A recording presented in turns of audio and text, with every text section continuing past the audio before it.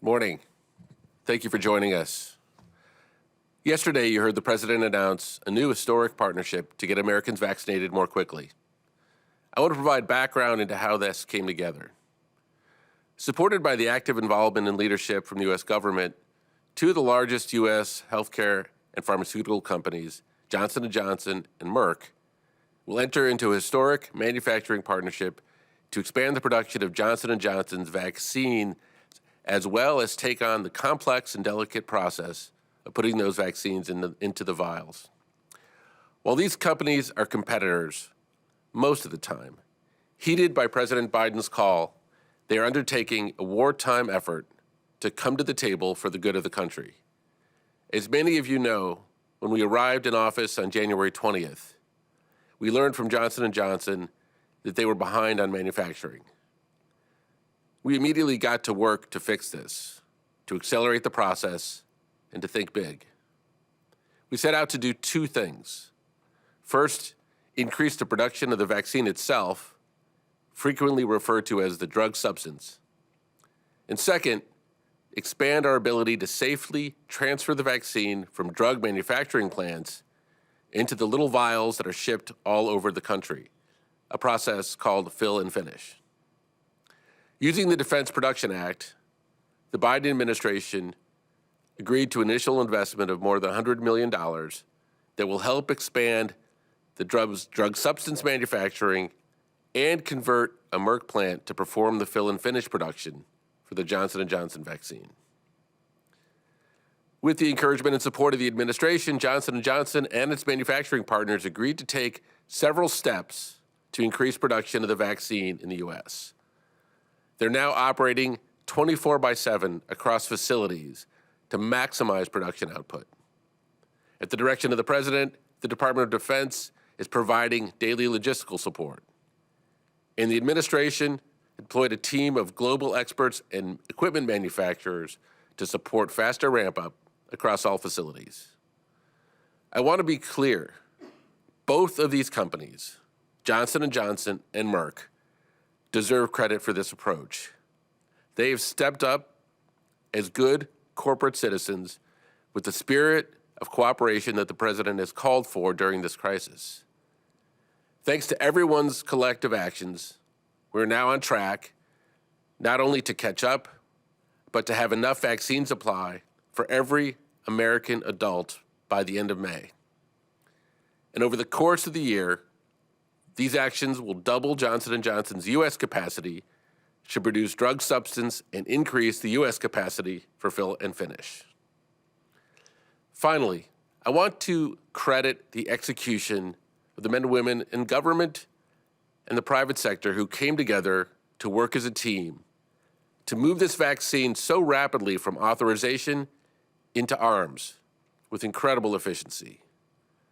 This vaccine was approved on Saturday. The CDC reviewed it on Sunday. The same day, vaccines were packed and shipped from J&J facilities. Monday, the vaccines arrived at UPS and FedEx hubs and were delivered to vaccination sites so that yesterday, Tuesday, the first vaccines were administered in states across the country. Now, Johnson & Johnson and Merck are not the only ones, and they're not the only businesses stepping up. As I highlighted last Friday, U.S. companies are stepping up to help the country lead its way out of this crisis. And this leads me to highlight a second announcement for this morning aimed at improving the equitable distribution of vaccines. Today, more than a dozen of America's leading health insurance providers announced a new pilot program to get 2 million of the most vulnerable seniors vaccinated as fast as possible. Called the Vaccine Community Connectors Pilot, the aim is to help vulnerable seniors overcome 3 of the most challenging current barriers: questions about the vaccine, scheduling, and transportation. Health plans will make outbound calls to unvaccinated Americans of over 65 who live in areas of high social vulnerability. They'll talk to them about vaccine efficacy, safety, and the value of vaccinations. Then they will facilitate vaccine registration and appointment scheduling for seniors. They'll arrange transportation to and from a vaccination site and ensure seniors get back for a second shot. They'll also look to deploy mobile vans into communities of need. Their goal, again, is to get 2 million of the most vulnerable seniors vaccinated as soon as possible. This commitment came from organizations who have the call centers, technology, and community relationships to run a pilot program like this, and it comes on the heels of our call to action last week to the private sector to use their talents and resources to help bring a quicker end to this crisis. With that, I will turn it over to Dr. Walensky and then to Dr. Fauci. Good morning, and thank you. I'm delighted to be back with you today. Let's get started with an overview of the pandemic. We continue to see troubling signs in the trajectory of the pandemic in the US, with the most recent declines in cases and deaths continuing to show signs of stalling. We knew this could happen as variants emerged and reach more people in more communities, but we can still reduce their impact. The most recent 7-day average of cases, 66,000, is an increase of 3.5% from the prior 7 days. The most recent 7-day average of deaths also increased 2.2% from the previous 7 days, to now slightly more than 2,000 deaths per day. Today, we are at a critical nexus in the pandemic. So much can turn in the next few weeks.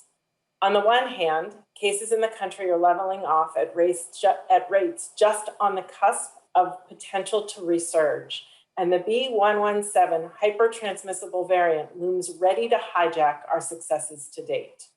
And on the other hand, stamina has worn thin, fatigue is winning, and the exact measures we have taken to stop the pandemic are now too often being flagrantly ignored. All the while, we are just on the verge of capitalizing on the culmination of a historic scientific success, the ability to vaccinate the country in just a matter of 3 or 4 more months. How this plays out is up to us. The next 3 months are pivotal. I'm asking you to reach deeply to protect our nation's health and to protect your loved ones. Whether mandated or not, as individuals and as communities, we can still take the right public health action to protect ourselves and others. Wearing a well-fitting mask, avoiding travel in crowds, social distancing, and practicing good hand hygiene. Now more than ever, we must do all we can to stop the spread of the virus. As I said on Monday, we now have a third safe and highly effective vaccine following the emergency use authorization by the FDA and the recommendations for use by the Advisory Committee on Immunization Practices, or ASIP, of the Johnson & Johnson COVID-19 vaccine. We saw footage of the first doses being administered yesterday, less than 48 hours after ASIP recommended its use, just as Andy commented. This is a remarkable achievement. With the additional vaccine, more vaccine doses are making their ways into communities, making it possible for more people to get vaccinated and protected from COVID-19. And because this vaccine is a single shot and is easier to store and transport, we can provide vaccines in more communities and mobile sites moving forward. Yesterday, CDC released an MMWR article detailing the clinical trial data on the demonstrated safety and efficacy of this newly authorized vaccine. The report also provided important guidance for clinicians who will be administering it. The report reflects the in-depth discussions held during the emergency ACIP meeting this past Sunday and Monday. CDC has now also updated its website to provide easy-to-find information for both healthcare providers and the public about the new Johnson & Johnson vaccine, including information people should know before getting a vaccine. I encourage you to check out our website to learn more. But the message I want you to hear from me today is that we now have 3 COVID-19 vaccines that are all safe and highly effective. And the most important thing you can do is roll up your sleeve and get vaccinated with the first vaccine that is available to you. Finally, I want to share how proud I am that CDC is taking a leading role in helping to achieve the President's initiative to get educators and all school staff, including childcare workers, vaccinated. I look forward to working with our pharmacy, state, and local partners in the days ahead to move this critical work forward. Thank you. I look forward to your questions, but first I'll turn things to Dr. Fauci. Dr. Fauci? Thank you very much, Dr. Walensky. I'd like to spend the next couple of minutes addressing the issue of the SARS-CoV-2 variants and what the multifaceted approach towards addressing these are. If I could have the first slide. This is a list of the variants that we have been discussing over the last several weeks. Just very, very briefly, you know, the 117, which was originally in the UK, has the characteristic of increased transmissibility. It's covered relatively well by our current authorized vaccines. More problematic is the South African 351, which is moderately to severely reduced vaccine efficacy, about 5-fold or so. There's the P1, which originated in Brazil. Again, some preliminary reports of increased transmissibility, and antibodies elicited by previous infection or vaccine may be less effective. In our own country, we have the 427, 429 California variants with preliminary reports of increased transmissibility and disease activity, and the New York 526, which recent studies show variable loss of neutralizing activity by some monoclonal antibodies as well as vaccine-induced antibodies. So what is the approach? The approach that we have currently and for the future is really four-pronged. I'll go very briefly through each of these to give you a sampling of the kinds of things that are going on and that you can expect. The first being the ramping up of the vaccination with first and second doses of current EUA-approved vaccines. I can show you on the next slide. The next slide, can I have the next slide, is an example here of a Pfizer-BioNTech vaccine, namely looking at neutralizing antibody titers after the first and second dose. If you look there at day 21, which is at the time that you would be giving the second dose, the antibody titers that are there are good enough to suppress infection, but to some extent. I mean, when you look at the data of the degree of efficacy that you do get after one dose, but take a look at what happens after the second dose. The degree of increase is at least tenfold in both of these age groups that was studied.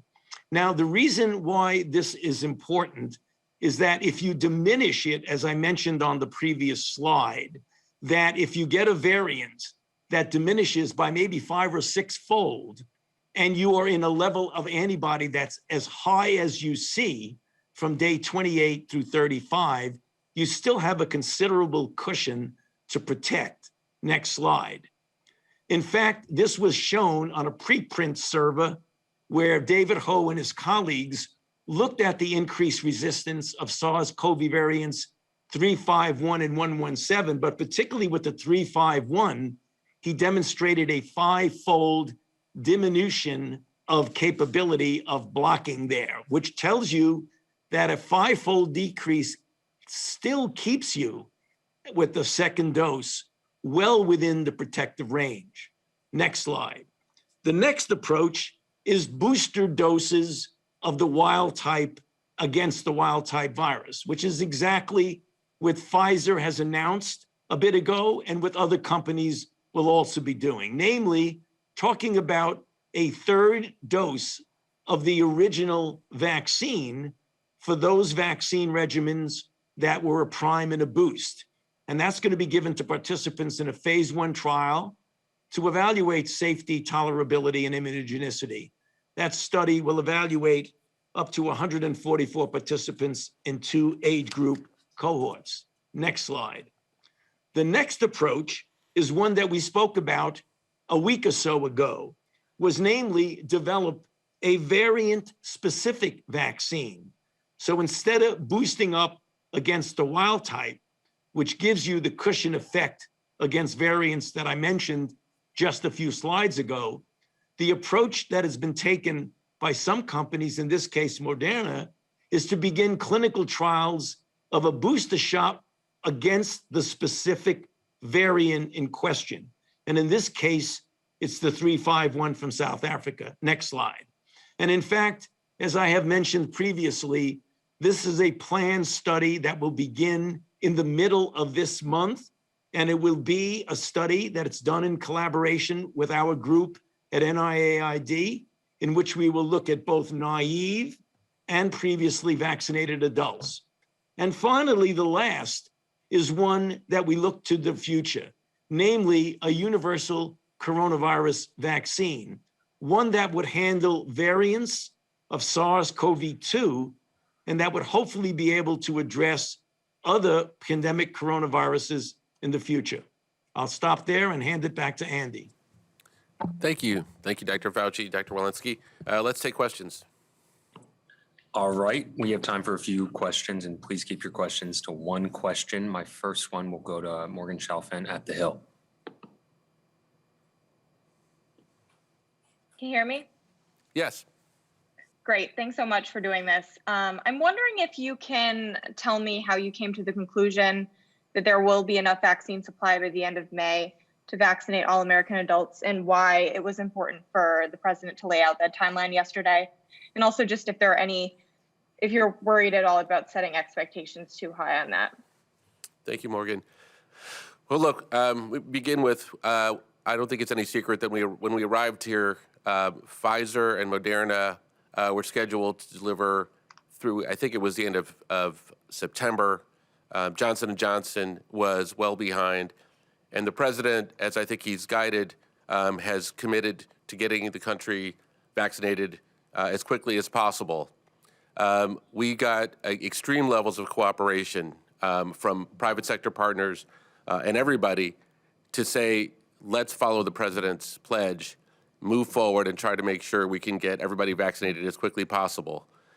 We are not in a habit of overpromising, and therefore, even as of several weeks ago, before such time as the approval of Johnson & Johnson, the president was talking about moving up the date till the end of July. All the while, though, we've been hard at work to try to take every idea we can, small or large, with Jeff Zients's leadership, with Dr. David Kessler's leadership, and the active participation of both Johnson & Johnson and Pfizer. And this is truly, Johnson & Johnson and Merck. This is truly a story where there are no bad guys. There's only good actors here. Everybody got together and found ways to bring forward the timeline so we can get Americans fully vaccinated and into a very different place and a very different part of that pandemic. And I think the president has always said he's going to lay it out straight for the public, good news and bad news. And when we have challenges, we talk about them. And when we have advances, we talk about them. So that's how that came together. Great. Next, we'll go to Brenda Goodman with WebMD. Hi, good morning. I have a question about Texas. Yesterday, Governor Greg Abbott said that he was going to lift the mask mandate and open the state up 100%. And we know that now that all the variants have been found in Houston, according to some researchers who were part of a large genomic sequencing effort there. So I'm wondering, do you agree with the governor's assessment that it's time to open the state up 100%? Well, let me begin with Dr. Walensky to talk about the CDC's perspective, and then I'll add some comments. Thank you for the question. I think we at the CDC have been very clear that now is not the time to release all restrictions. I do think that, as I said in my remarks, the next month or two is really pivotal in terms of how this pandemic goes. As we scale up vaccination, we really do need to decrease the amount of virus that is circulating as we're trying to vaccinate all of the public. I will also note that, every individual is empowered to do the right thing here, regardless of what the states decide for personal health, for public health, for their health of their loved ones and communities. I would still encourage individuals to wear a mask, to socially distance, and to do the right thing to protect their own health. And let me just follow that up. The president is committed to a few things. One is to follow the recommendation of the science and the scientists, and wherever that goes. And so the president is 100% behind Dr. Walensky and the CDC's recommendations. I don't think he could possibly be any clearer about the importance and the need for masks. As a leader, it's probably one of the topics he talks about most frequently. He models that behavior. He's made the order on every possible area where we have federal control, all the federal sites and facilities, transportation. And of course, last week we announced they were going to be distributing masks to community health centers and food banks. We think it's critically important that particularly over the next period of time, this is not forever, but the next period of time when the president has called for this, we know that it can save tens of thousands of lives if people do this, and we strongly encourage people to continue to wear masks, and mayors, governors, and others recognizing that they have difficult decisions to make to keep the course. Next question. Next question, Sabrina Siddiqui at Wall Street Journal. Thank you, as always, for doing the briefing. I wanted to ask if you have a sense of when Merck will actually be able to ramp up production in terms of helping with the J&J vaccine, given the time it will take for the company to convert its facilities. And do we know how many doses Merck will be able to help manufacture? Yeah, thanks, Sabrina. I think the answer is May. And again, there are two elements. There is the substance of the vaccine itself, and then there's the fill finish. So it's a bit more of a complex answer, but over time, we believe that Merck will be able to double the capacity that we've seen from Johnson & Johnson heretofore. Next question. Next, we'll go to Kristen Welker at NBC. Hi, everyone. Thank you so much for doing this call. Really appreciate it. Wanted to follow up on the question about Texas. It's not just Texas that is easing restrictions. It's also other states like Mississippi, Arkansas, North Carolina, Virginia. So is there anything that the federal government can do? Is there anything that your team is looking to do to try to encourage, if not mandate, that these states reverse course?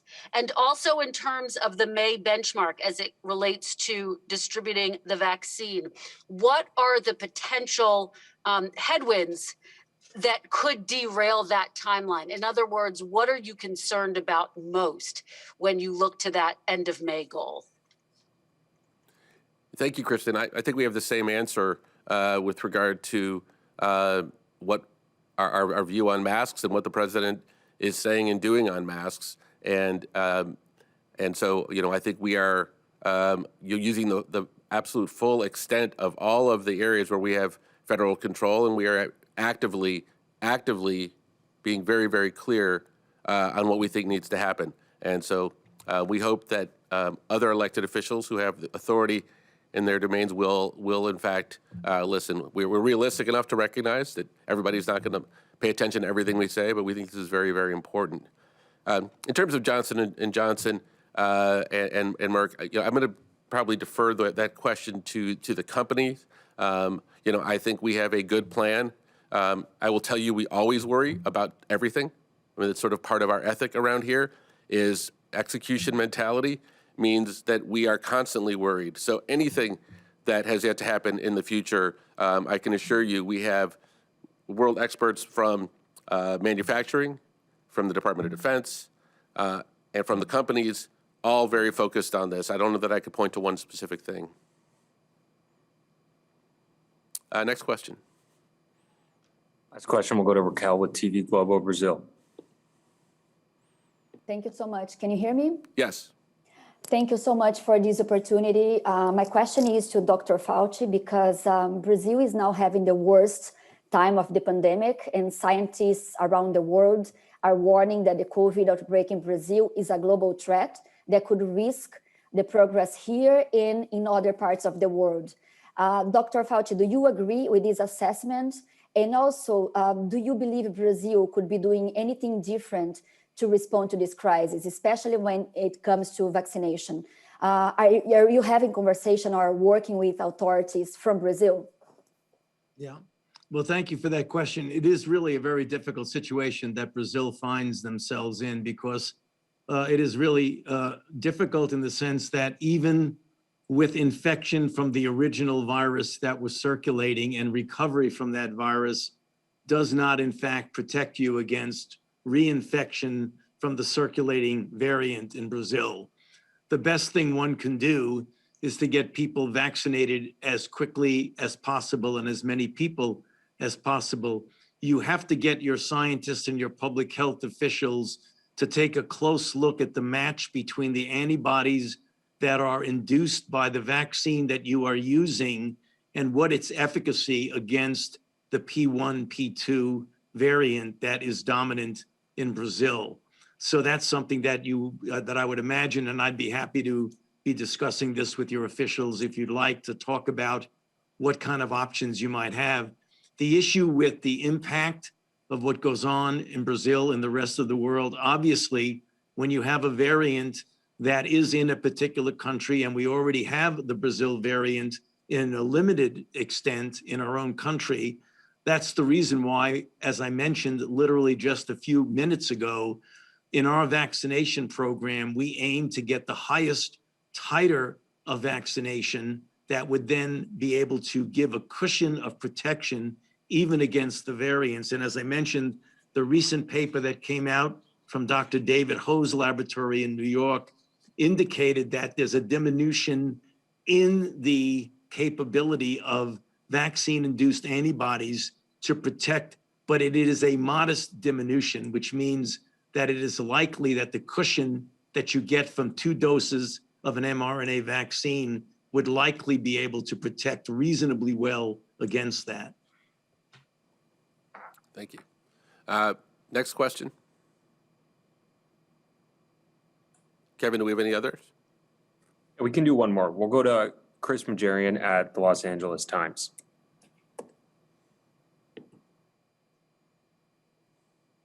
Hi, everybody. One more question on the states that are reducing their own restrictions.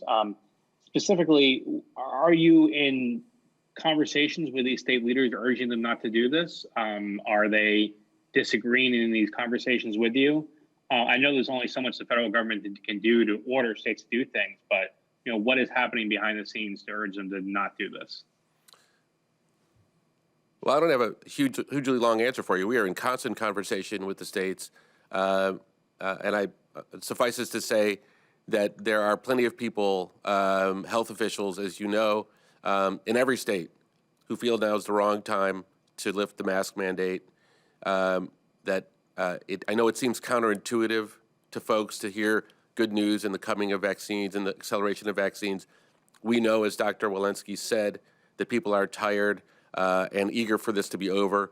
But even though it's counterintuitive, it's actually the most important time for people to make sure we run through the tape and finish that up. I think that's a commonly shared sentiment, not just from us, but from public health experts everywhere. So hopefully the country will continue to rally together in this front.